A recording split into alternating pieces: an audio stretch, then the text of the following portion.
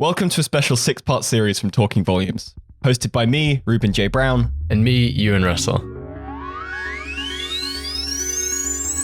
In 2019, we both made applications for degrees in architecture, receiving offers from universities including UCL's Bartlett School, Sheffield, and Edinburgh. And in the autumn of 2020, we're both hoping to take up offers at Cambridge University. In comparison to applying for most undergrad degrees, this is a pretty intensive process. And when we were going through it, we both struggled to find simple answers to some confusing questions. Questions like, what should I apply for? And what should go in my portfolio? How should it be presented? Do I need work experience? And do I need to be able to draw? And how? We know that if you're listening to this, you're excited about architecture and want the best chance to get into the best school for you. So we've made this series, which will tell you everything you need to know about applying to study architecture in the UK, from a student's perspective. We've got 6 episodes covering where to start, what to apply for, writing a personal statement, making your portfolio, application drawing tasks, and finally what to expect at an interview. You're listening to episode 2, What Should I Apply For?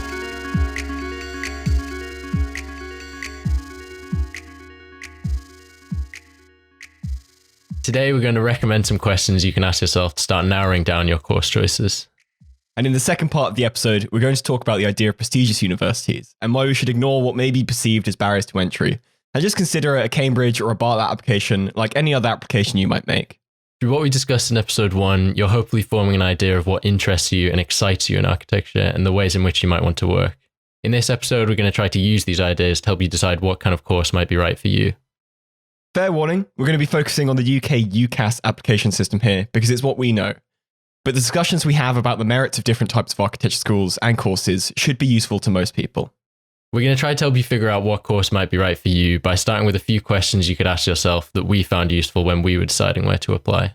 And the first question is, what kind of work do you want to be making? Now, most courses won't restrict you too much with what they let you make and design because it's all about your perspective on the world. But we can have a look at the types of work that come out of different universities, and this can be a really good way to get a sense of them. You can find students' work at the summer shows that universities put on, and by going to open days. But you can also find lots of student work online. Most leading departments in the UK have good Instagram accounts. The Bartlett has like 30 for their different units, but some of the best information you can get on this is by having conversations with existing students about how they work at open days and virtual events. You can also research some of the leading academics at the departments and the areas of research they work in. You can also look for alumni firms, so that's architecture firms that have come out of the department, and see the kind of work they've ended up making. Again, this is really about your own ideas of what you want to make, but you want your university course to really help you realize that vision and not get in the way of it. And maybe that leads us on to the next question to ask yourself. Are you more drawn to the engineering, academic, or fine art side of architecture? And a really good way to think about this is, well, if you weren't going to do an architecture degree, what else would you study? If you think you'd study something around engineering, then you might want a more engineering-y school like Bath, or to do an architectural engineering course at somewhere like the Bartlett's here East Campus. If you think you'd be likely to do a more fine art style degree, then maybe consider more art school style courses. In the UK at least, you can begin to start separating the main schools in a kind of triangle of engineering, academics, and arts. It's all fairly flexible, but if we use some big schools as an example, Bath has a reputation of having tough admission standards and specifying a preference for math studies, with strong connections to the engineering department. Cambridge has a full historical lecture program and more written assessments, so it's on the most academic end. And somewhere like Sheffield sits towards the art side, with UCL's Bartlett as the most experimental and fine art leaning of the 4. Although you can really take any of those definitions with a pinch of salt. University of the Arts London also has a course at Central St Martin's, which is understandably very on the arts end. With all these courses, you get full RIBA accreditation, but what you might focus on at each course could be very different. Okay, question 3. Where do you want to live? This is definitely a very personal question, but it's of course a question we can also think about within the frame of architecture. Do you want to be in a big city or somewhere quieter? How close to home do you want to be? An hour by train or as far away as possible? These are questions that everyone asks when applying for uni, but as architects we can consider the spaces and the social landscapes of the places we're going to be making work in. I had reservations about studying in Cambridge for a while because it's not representative of the normal experience of a city. But I also realised that there's no singular city experience, and Cambridge's unique focus on its university has caused a deep housing crisis. So there are definitely local issues to respond to. And of course, studying in London has all its own issues to respond to as well, and it can be a really good place to study as the centre of the arts world in the UK. But it can also be a challenging place to live. I suppose as well as the location of the department, we can also think about the department's buildings themselves and the facilities they have on offer. We both really love the Bartlett's main building on Gordon Street, and they also have the Here East campus with massive workshops and high-tech fabrication technology. But these facilities also come at a space premium. When we went to our interviews at the Bartlett and looked around at the first year studios, everyone was so crammed together with work strewn across the corridors and people falling over each other. Which can be a really exciting place to work in, but can be really difficult too. If it's possible for you, try to visit the cities you're applying to and the departments and their facilities. Ask if you can imagine your life in this place. It's really worth considering that you can do your master's course somewhere totally different to your undergrad, and that the fabrication facilities at the Bartlett might become more relevant to you later. And there's no reason you couldn't go there for your Part 2 course. And if we're talking masters, then we should mention the Bartlett's MSci Integrated Masters course. Yeah, this is a totally new course that's having its first intake this year in 2020. It's only at the Bartlett at the moment, but it seems quite likely lots of other schools will start offering a similar course. Effectively, the MSci makes the 6-year undergrad to master's process just 5 years, and it comes with some advantages and disadvantages. What it aims to do is make master's work placements much more valuable and the whole process quicker too. During your 5th year, you'd be working in architectural practice, investigating a research thesis relevant to your professional interests, while also working alongside architects to design projects they're currently working on. The goal is to develop deeper professional contacts and work in more high-profile positions. You can achieve those things by doing a normal split undergrad and masters with work placements and not give up the flexibility of that path, but it takes a year longer and more effort on your part to make work placements work for you. If you're really serious about making architecture your career, this might be a great option. But if you're not sure that you definitely want to go into practice, you might want to keep your options more open. What we're saying is to again consider whether the course suits you. We're talking a lot about the Bartlett this episode, and this isn't like an ad read for them or anything, but we do really love the department and have spent a lot of time there. But I initially applied for just their undergrad course because I didn't really know about the MSci, and then at interview I found out about the course more and I thought it was super cool and applied for it after in a weird kind of UCAS mess in a way. Yeah, and I applied for both as well because I just really like the institution and I think the MSci is a really cool course. And it's quite hard to get a sense for these just from the website. Yeah, I thought meeting the woman who runs the MSci course at the Bartlett made me way more excited about it too and helped me get more of a feel for it. Okay, something else we need to consider wherever we're applying is the post-degree prospects and where the course leads you. Because an architecture degree is also a qualification for a career and you want a good jumping off point to begin that career. It's good to have a look at where students end up working. How many build their own practices? What kind of summer internships do students get on? Are these directions you'd want to go in?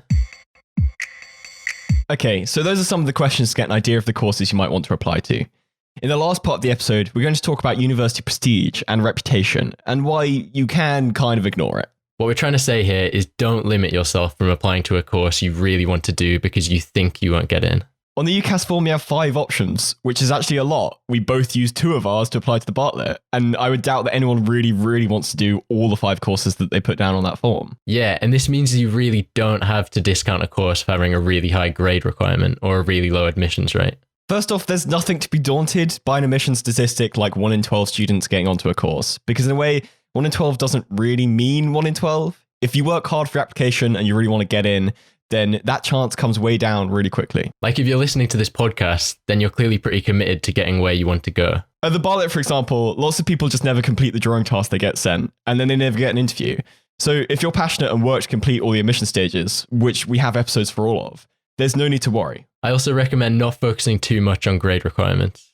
A-level predicted grades are notoriously inaccurate, so worry about getting an offer first, and then think about getting the grades to match. And remember the firm and insure system, that means you can always have a backup on results day. And really don't let anyone tell you shouldn't apply for a course because they don't think you can get the grades. This is about you and what you want, and fight for the ability to even apply. If you believe you can get it, then go for it. Yeah, it's a kind of you miss every shot you don't take thing. And we really mean it. I know we're talking about the Bartlett a lot in this episode, but their attitude on this is really cool too. You're applying to be a designer, to be an architect, not to do maths or become a historian, to design. And you'll have had so little experience doing that at school in a formal A-level class or whatever that how can your grades judge you on that ability? The people who direct the Bartlett keep fighting with UCL to keep the required grades as low as possible and use as much information about you from your personal statement and your portfolio and interview. UCL as a whole also technically has a requirement for a foreign language GCSE. Neither of us has one and we both got offers, so the Bartlett seems to be not too concerned about this. They're interested in how you might develop as an architect, not how good a sixth form student you are. What we're recommending here is to split your 5 UCAS options into 3 groups. First, choose a couple of aspirational courses that you'd love to do but might be hard to get offers for. And don't worry too much about how hard everyone says it is to get in. You've got 3 other choices to fill.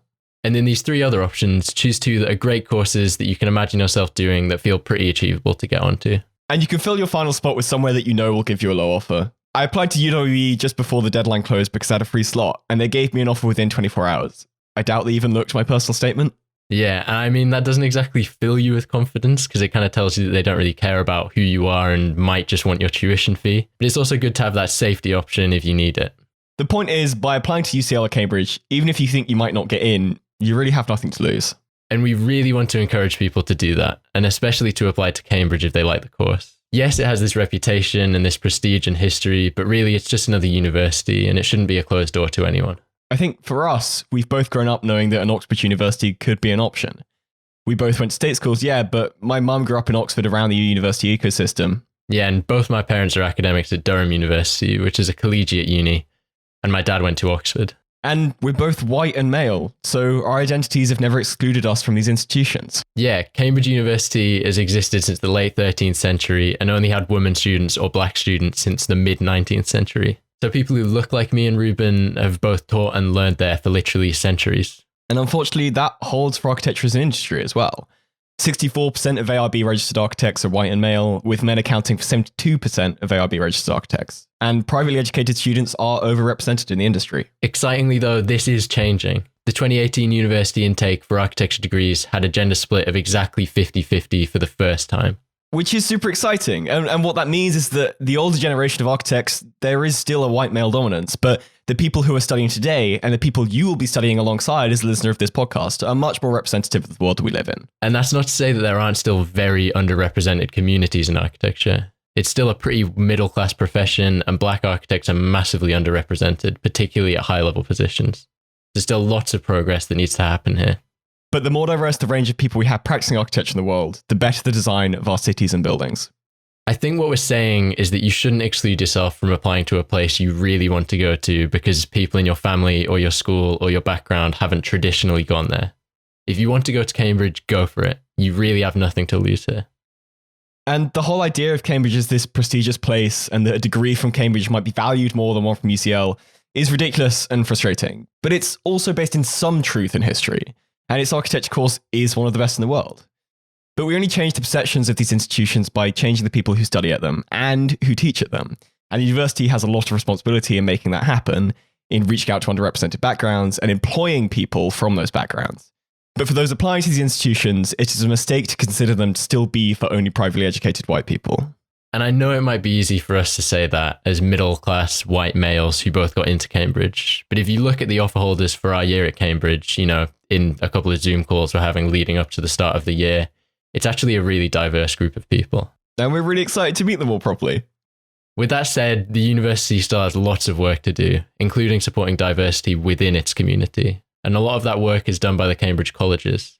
At Cambridge, you don't apply to the university, but to a college.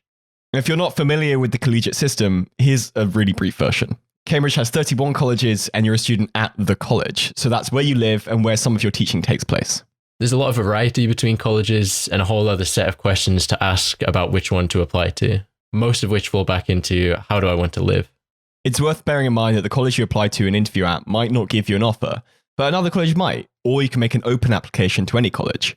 However, we can offer a couple of pointers towards more diverse colleges in terms of state school offers and their ethnic diversity. I applied to King's College partially because it has the highest percentage of state school undergrads of any Oxbridge college at 77% in 2017. I also looked into the architecture fellows at King's and was really interested in their work, so that helped too. Similarly for me, I applied to Fitzwilliam because of its high state school numbers and its reputation as a really friendly college with a diverse student body.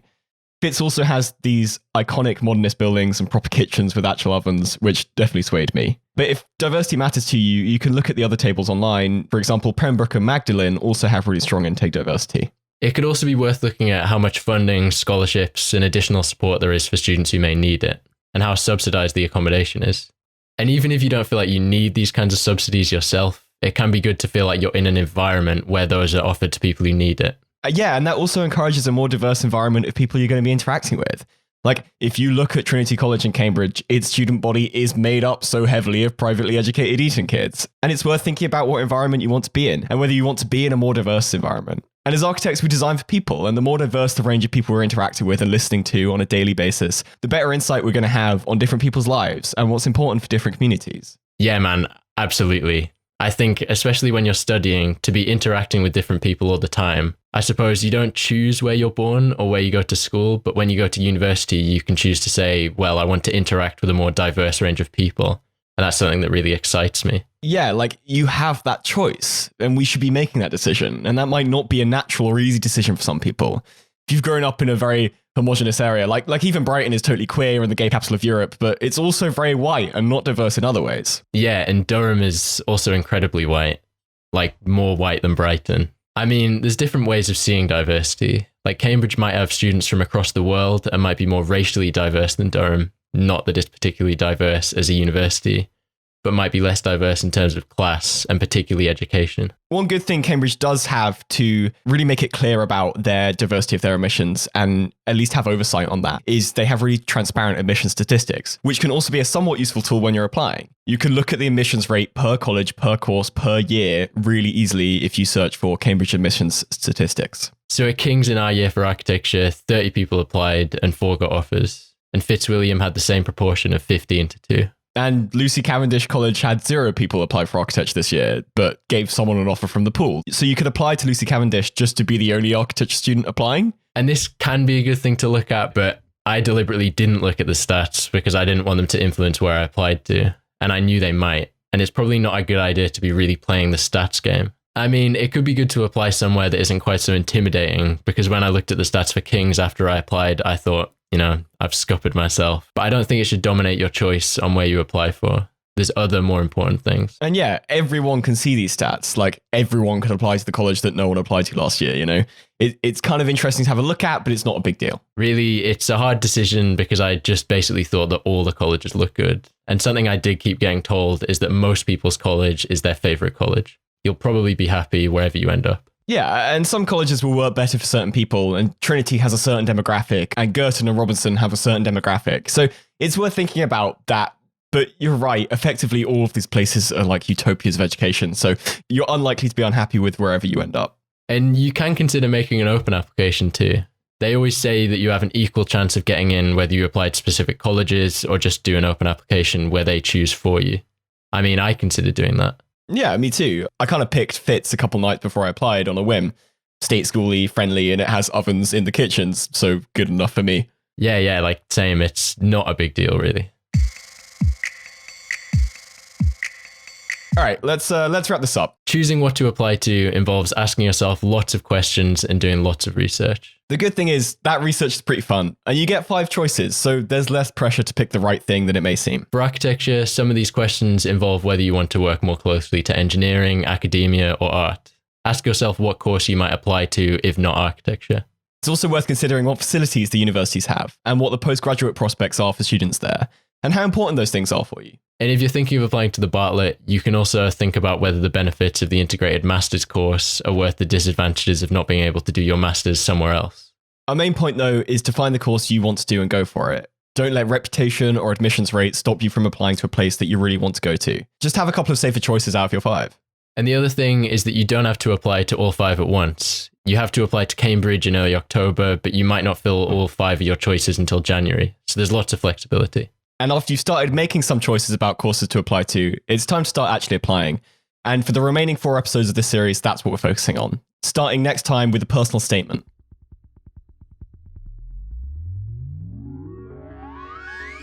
This episode of Talking Volumes was produced remotely in Durham by me, Euan Russell. And in Brighton by me, Reuben J. Brown.